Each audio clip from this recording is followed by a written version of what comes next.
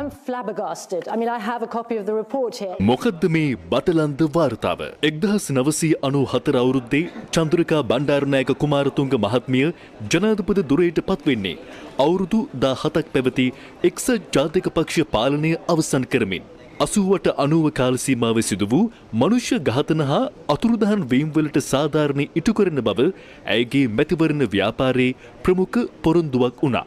94 බලයට පත් වූ චන්ද්‍රිකා බණ්ඩාරනායක කුමාරතුංග මහත්මිය 1995 සැප්තැම්බර් 21 වනදා නිකුත් කළ නියෝගයකින් ජනාධිපති පරීක්ෂණ කොමිෂන් සභාවක් පත් කළා. ඒ සුප්‍රකට බටලන්ද පරීක්ෂණ කොමිෂන් සභාවයි. රාජ්‍ය පොහොර නිෂ්පාදන සංස්ථාවට අයිතිව තිබූ බියකම බටලන්ද නිවාස යෝජනා ක්‍රමයේ පිහිටි නිවාස තුළ නීති විරෝධී ලෙස තරුණයන් රඳවාගෙන වද හිංසා කර මරා දැමීම හෝ අතුරුදහන් කිරීම පිළිබඳව සොයා බලා වගකිව යුතු පුද්ගලයන් හඳුනාගෙන නිර්දේශ වාර්තා කිරීම කොමිසමට පැවරුණු වගකීම වුණා. එවක අභ්‍යාචනාධිකරණ විනිසුරු ඩී ජයවික්‍රම මහතා සභාපති ධුරයේ දැරූ මෙම කොමිසමේ අනෙක් සමාජිකයා වූයේ මහාධිකරණ විනිසුරු එන්.ඊ. දිසානායක මහතායි. විමර්ශනයට සහාය වීමට පොලිස් නිලධාරීන් කණ්ඩායමක්ද අනුයුක්ත කළ අතර සාක්ෂි මෙහෙවූයේ නීතිපති දෙපාර්තමේන්තුවයි. වත්මන් ශ්‍රේෂ්ඨාධිකරණ විනිසුරු එවක රජයේ නීතිඥ යසන්ත කෝදාගොඩ සහ වත්මන් ජනාධිපති නීතිඥ සරත් ජයමාන්‍යන මහත්වරුන් නීතිපති දෙපාර්තමේන්තුවෙන් ඒ සඳහා පත් කළා. කොමිසම අවස්ථා 12කදී කාලය දීර්ඝ කරමින් 1998 මාර්තු 26 වනදා සිය වාර්තාව එවක ජනාධිපති චන්ද්‍රිකා බණ්ඩාරනායක කුමාරතුංග මහත්මියට බාර දුන්නා. බටලන්ද කොමිසම හා රනිල් වික්‍රමසිංහ අතර සම්බන්ධය කුමක්ද? රනිල් වික්‍රමසිංහ මහතා එවක කර්මාන්ත ඇමතිවරයා. බටලන්ද නිවාස සංකීර්ණය එවක අයත්ව තිබුණේ කර්මාන්ත අමාත්‍යංශයට. කොමිසමේ සාක්ෂිවලින් හෙළි වූ කරුණු අනුව A2 ඇලීරක් 2 A2 ඇලීරක් 1 A2 ඇලීරක් 3 A1 ඇලීරක් 7 B2 B1 B7 යන නිවාස භාවිත කර තිබුණේ රනිල් වික්‍රමසිංහ මහතායි. එවක පෑලියගොඩ පොලිසියේ ස්ථානාධිපතිවරයා වූ ඩග්ලස් පීරිස් මහතා ඇතුළු පොලිස් කණ්ඩායමකටත් මේ නිවාස සංකීර්ණයේ නිවාස ලබා දී තිබූ බවත් කොමිෂන් වාර්තාවෙන් අනාවරණය කර තිබුණා.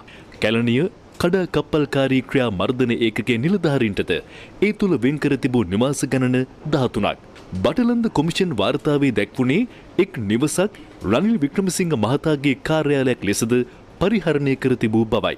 අනෙක් නිවාස ලබා දීමේදී වික්‍රමසිංහ මහතාගේ උපදෙසා නියෝග ක්‍රියාත්මක කර තිබූ බවත් වාර්තාවෙන් හෙළි වුණා. බටලන්ද කොමිසම හමුවට රනිල් වික්‍රමසිංහ මහතාද කැඳවා කරුණු විමසීමට මේ කොමිසම පියවර ගත්තා. පොලිස් ප්‍රශ්නයක් මම කිව්වා දැන් බියගම ඇවිදගෙන යනවා නම් එයායි බයයි. එයා කියනවා නෑ අපි එනම් පොලිස් වාහන දාලා ඒ ටික පෙට්‍රෝල් කරන්න. අන්න එහෙම ඒවයි සාමාන්‍ය තීරණ අරගෙන අවුරුදු 3කට ආසන්න කාලයක් සාක්ෂි රැස්කර සකස් කළ බටලන්ද කොමිෂන් වාර්තාව අවසානයේ කරුණු කිහිපයක් නිර්දේශ කළා.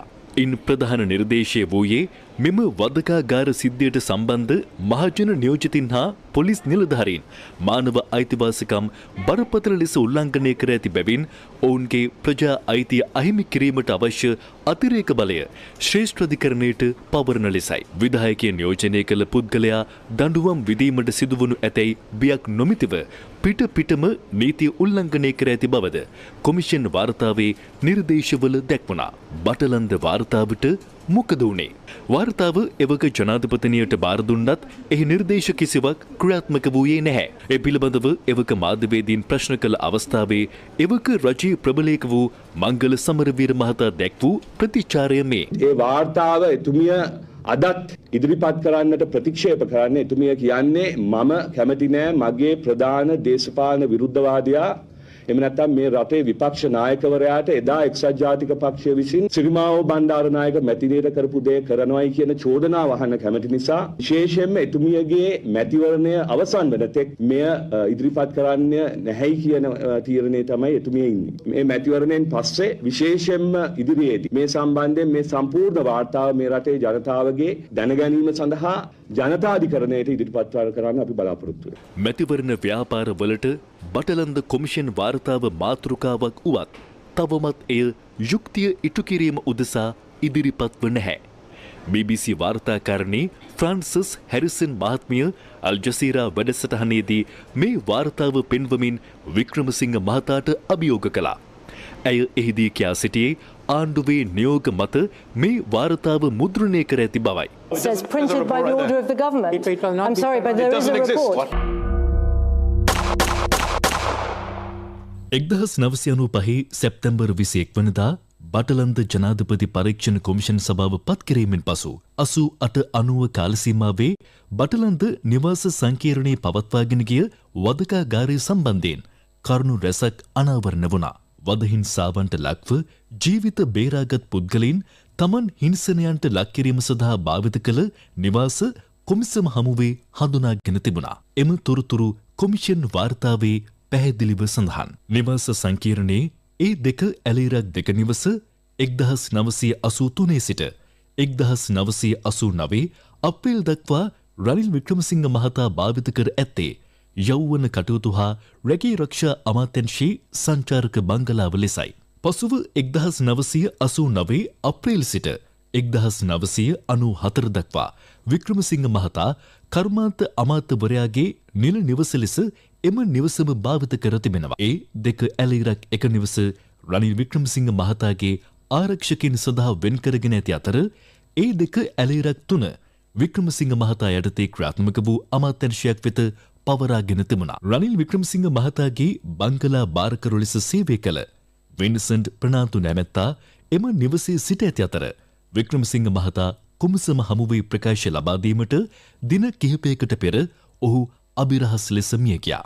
ඒ එක ඇලීරක් 7 නිවසද රනිල් වික්‍රමසිංහ මහතාගේ ආරක්ෂක නිලධාරීන් සඳහා භාවිත කර තිබූ අතර B2 නිවසද වික්‍රමසිංහ මහතා භාවිත කර තිබුණේ තම කාර්යාලය ලෙසයි. මෙම නිවසේදී වද හිංසනයට ලක්ව පැන ගිය පුද්ගලයෙකු කොමිසම හමුවේ නිවස හඳුනාගනු ලැබීමද සුවිශේෂී කරුණක්. B1 නිවසද රනිල් වික්‍රමසිංහ මහතාගේ ආරක්ෂකයන් සඳහා භාවිත කර තිබෙනවා. රනිල් වික්‍රමසිංහ මහතාගේ පෞද්ගලික ආරක්ෂක නිලධාරී පොලිස් පරීක්ෂක සුදත් චන්ද්‍රසේකර මහතා B7 නිවස භාවිත කළ බව බටලන්ද කොමිෂන් වාර්තාවේ සඳහන්.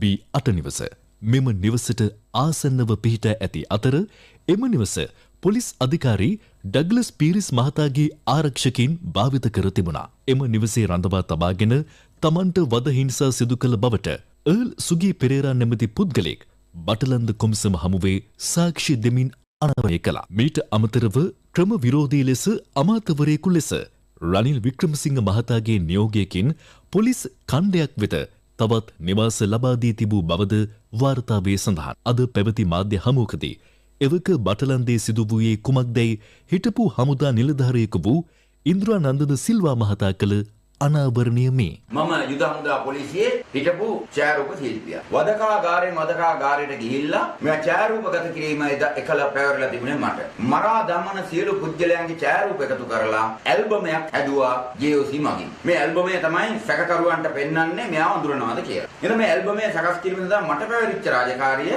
සියලුම වදකාගාරවල මරා දාන ලද පුද්ගලයන් මරා දැමීමට පෙර දිනේ ඡායාරූපගත කිරීම. බැන්ඩි බිබි තරුණයන්ට වද දෙන හැරි නැරඹුවේ ඒ කුරිරු අමානුෂික වද හිංසා නරඹන ප්‍රීතියෙන් එහෙම මිනිස්සු පසු කාලෙක මේ රටේ ජනාධිපති වුණා. බටලන්ද වදකාගාරයේ Taman දන්න සියල්ල එලිදරව් කර පුද්ගලයා සීදුයි නසාගත්තා කි. ඒ සීදුයි නසා ගැනීම නෙවෙයි කියලා අපි දන්නවා. ඩග්ලස් පීරිස්ලා මේ වමාරන්න හදද්දී මොකද්ද උනේ කියලා අපි දන්නවා. බටලන්ද වදකාගාරයට ගෙනාවේ උසාවියෙන් එළියට ආපු විජේදාස ලියනරච්චි සහෝදරයව. ඔව් අරන් ගියේ තංගල්ලට. තංගල්ලේ SSP ගේ ගෙදර තියාගත්තා. ඊට පස්සේ අමානුෂික වද හිංසා කරලා ගෙනාවේ බටලන්දට. එදා නීතිඥයෝ උසාවියේ වර්ජනය කෙරුවා. අභයස්කෝප පෙස්සමක් දැම්මා. ඔහු ඉදිරිපත් කරනකම් අපි උසාවියට ඉදිරිපත් වෙන්නේ නැහැ. ඒ අනුව මේ රනිල්ලට එදා බටලන්දේ වදකාගාරයේ වද හිංසා කරපු විජේදාස ලියනාච්චි සහෝදරයව රෝහල්ගත කරන්න සිද්ධ වුණා. රෝහල්ගත කරලා එදාම ඔහු මිය ගියා. මොකද්ද?